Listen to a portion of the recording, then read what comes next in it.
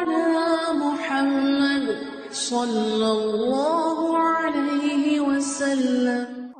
اعوذ باللہ السمیع العلیم من الشیطان الرجیم، بسم اللہ الرحمن الرحیم، والصلاة والسلام علی رسولہ الکریم، اما بعد۔ کتاب العیدین ہم پڑھ رہے ہیں، اور اس کتاب میں آج جو باب ہم پڑھیں گے، سنت العیدین لأہل اسلام، اہل اسلام کے لیے عیدین کے مسنون طریقے کا بیان۔ حدیث ہے 908، اور یہ حضرت براء بن عازب رضی اللہ تعالیٰ عنہ سے روایت ہے۔ عن البراء قال، حضرت براء بن عازب فرماتے ہیں، سمعت النبی صلی اللہ علیہ وسلم یخطب، کہ میں نے نبی کریم صلی اللہ علیہ وسلم کو عید الاضحیٰ کے موقع پر خطاب کرتے ہوئے سنا۔ فقال، اور آپ صلی اللہ علیہ وسلم فرما رہے تھے، ان اول ما نبدأ من یومنا ھذا، کہ آج کے دن جو سب سے پہلا کام ہم کریں گے، ان نصلی، کہ ہم نماز پڑھیں گے، ثم نرجع، پھر ہم واپس جائیں گے، فننحر، اور قربانی کریں گے، فمن فعل فقد اصاب سنتنا، تو جس نے ایسا کیا اس نے ہماری سنت کو ادا کیا۔ مطلب کہ عید الاضحیٰ کا یہ بیان ہو رہا ہے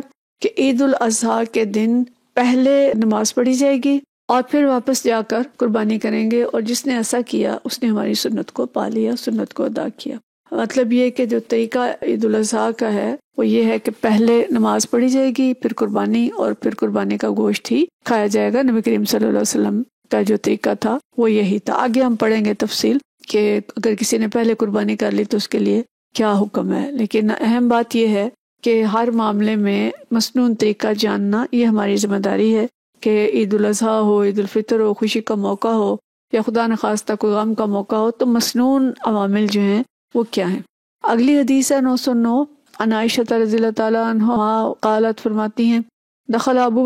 بکر رضی اللہ تعالیٰ عنہ داخل ہوئے، وعندی جاریتان من جواری الانصار، تو میرے پاس انصار کی کچھ بچیاں بیٹھی تھیں، تو غنیان بما تقاولت الانصار یوم بعاث، وہ شعر گا رہی تھی جو کہ انصار نے جنگ بعاث کے وقت کہے تھے، ولیست بمغنیتین، وہ پیشہ ور گانے والیاں نہیں تھیں۔ فقال ابو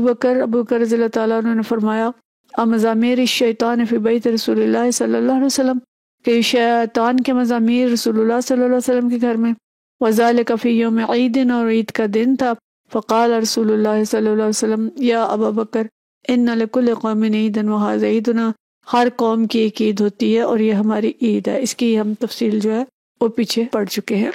اگلا باب ہے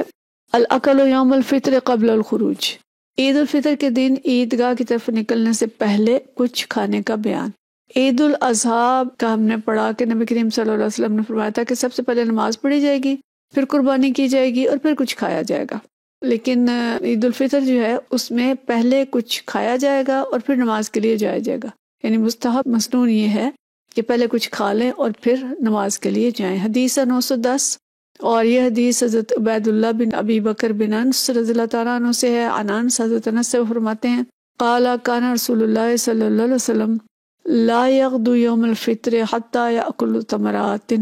کہ وہ نہیں نکلتے تھے عید الفطر کی نماز کے لیے جب تک کہ کچھ کھجوریں نہ کھا لیتے۔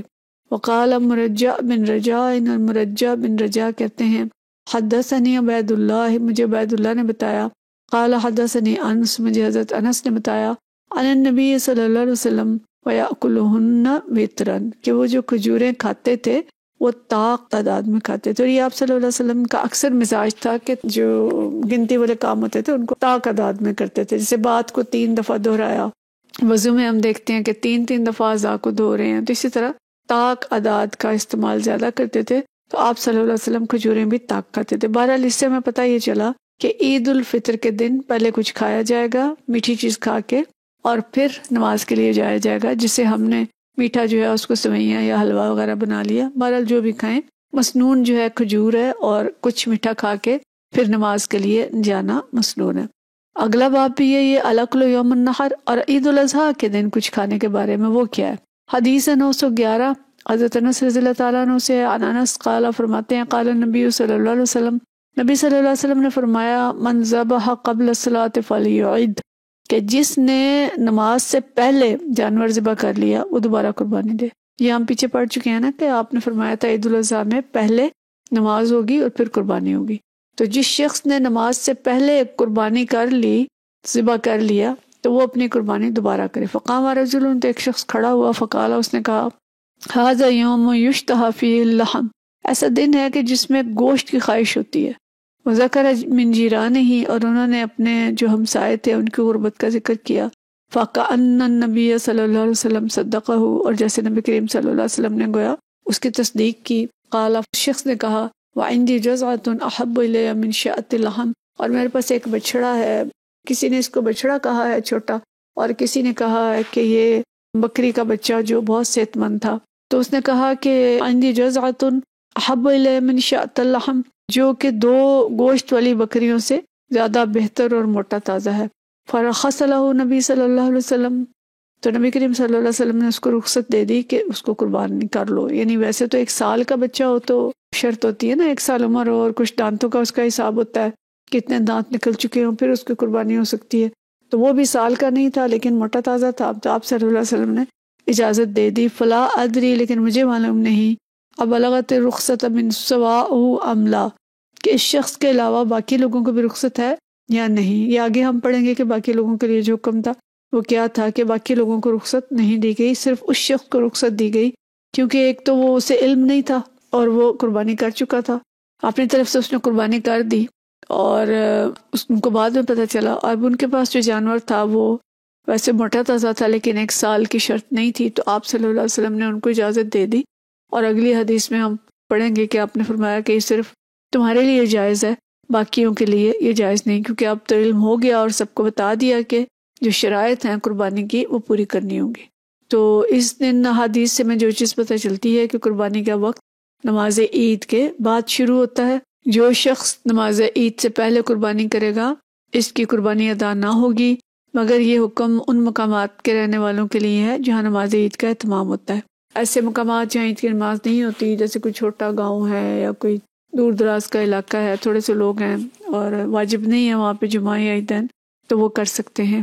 لیکن باقی جہاں جہاں پہ نماز عید ہوتی ہے، اب تو شاید ہی کوئی ایسا مقام ہو، عموماً زیادہ تر ہوتی ہے لیکن جہاں نہیں ہوتی وہاں پہ اجازت ہے۔ اور یہ قربانی جو ہوتی ہے یہ 10 ذی الحج کو طلوع صبح صادق عید کی نماز کے بعد سے لے کے 12 ذی الحج کا سورج غروب ہونے سے پہلے سورج غروب ہونے کے بعد قربانی درست نہیں ہے۔ تو یہ ہمیں پتہ چلا ان حدیث سے کہ قربانی نماز عید کے بعد ہوگی، اور عید الاضحیٰ کے دن کھانا قربانی کے بعد، یعنی قربانی کے بعد ہوتے نماز کے بعد کھایا جائے گا۔ اگر اپنی قربانی تک انتظار کر سکتے ہیں تو انتظار کر کے اپنی قربانی کا کھائیں، اگر نہیں انتظار کر سکتے تو کوئی بھی چیز کھائی جا سکتی ہے، لیکن نماز عید کے بعد، اور اس سے پہلے جو ہے کچھ نہیں کھایا جائے گا۔ اور جو عید الفطر ہے اس میں پہلے کھانا کھا کے کچھ میٹھی چیز کھا کے پھر مسجد کی طرف جایا جائے گا۔ وآخر دعوانا ان الحمد للہ رب العالمین۔